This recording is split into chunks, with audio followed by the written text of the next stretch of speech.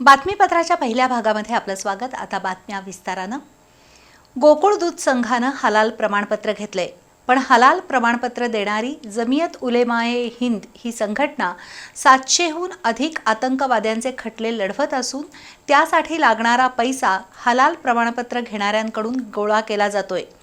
त्यामुळे गोकुळचा पैसा हलालसाठी वापरणं ही जनतेची फसवणूक आहे। त्यामुळे धर्मावर आधारित हलाल प्रमाणीकरण व्यवस्था ताबडतोब बंद व्हावी अशी मागणी हिंदू जनजागृती समितीचे रमेश शिंदे यांनी पत्रकारांशी बोलताना केली। गोकुळ दूध संघानं हलाल प्रमाणपत्र घेतल्यानं नवा वाद निर्माण झालाय। हिंदू जनजागृती समितीनं त्यावर तीव्र आक्षेप नोंदवलाय। देशभरातील आतंकवाद्यांचे खटले लढवणाऱ्या जमियत उलेमाए हिंद या संघटनेला हलाल प्रमाणपत्र देण्याचा अधिकार मुळात कुणी दिला अशी विचारणा हिंदू जनजागृती समितीचे रमेश शिंदे यांनी केली आहे। ही संघटना आतंकवाद्यांचे खटले लढवते, त्यासाठी लागणारा पैसा हलाल प्रमाणपत्राच्या माध्यमातून गोळा करते। त्यामुळे गोकुळ दूध घेणाऱ्यांचा पैसा जिहाद्यांच्या सुटकेसाठी खर्च होणार आहे का अशी विचारणा रमेश शिंदे यांनी केली।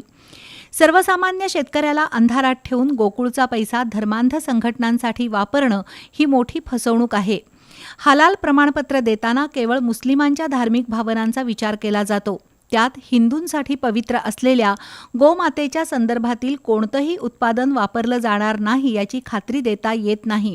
त्यामुळे दूध आणि दुग्धजन्य पदार्थांसाठी घेतलेलं हलाल प्रमाणपत्र ताबडतोब रद्द झालं पाहिजे अशी मागणी हिंदू जनजागृती समितीनं केली आहे। जगातील 193 देशांनी भारतीय अन्न सुरक्षा आणि मानके प्राधिकरणाला मान्यता दिली आहे, तरीही त्याच्यावर विश्वास न ठेवता धर्मावर आधारित हलाल प्रमाणपत्राला भारतात मान्यता का दिली जाते अशी विचारणा शिंदे यांनी केली। दुर्दैवानं अनेक जीवनावश्यक उत्पादनं हलाल प्रमाणित आहेत। हिंदू समाजाकडून खरेदी केली जाणारी वस्तू हलाल प्रमाणित असते आणि हिंदूंच्या खिशातून जाणारा पैसा हिंदूंच्याच विरोधासाठी खर्च केला जातो। 2013 सालापासून सुरू झालेली हलाल अर्थव्यवस्था आज 179 कोटी रुपयांवर गेली आहे। त्यामुळे प्रत्येक हिंदू नागरिकानं आता विचार केला पाहिजे असं रमेश शिंदे यांनी सांगितलं।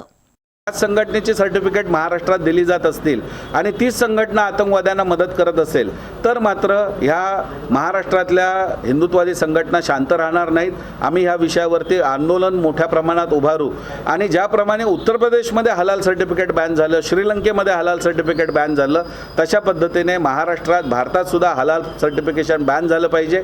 हलाल मुक्त भारत झाला पाहिजे अशी आमची घोषणा आहे। उत्तर प्रदेश सरकार आणि श्रीलंकेनं हलाल प्रमाणपत्रावर बंदी घातली आहे। न्यायालयातही हलाल विरोधात लढा सुरू आहे। त्यामुळे केंद्र सरकारनं समांतर अर्थव्यवस्था निर्माण करणाऱ्या आणि आतंकवाद्यांचे खटले लढणाऱ्या जमियत उलेमाए हिंद या संघटनेचे हलाल प्रमाणपत्र देण्याचे अधिकार काढून घेतले पाहिजेत अशी मागणी यावेळी करण्यात आली। पत्रकार परिषदेला योगेश केळकर, निरंजन शिंदे, शिवानंद स्वामी, गजानन तोडकर, संभाजी भोकरे, किशोर घाटके उपस्थित होते।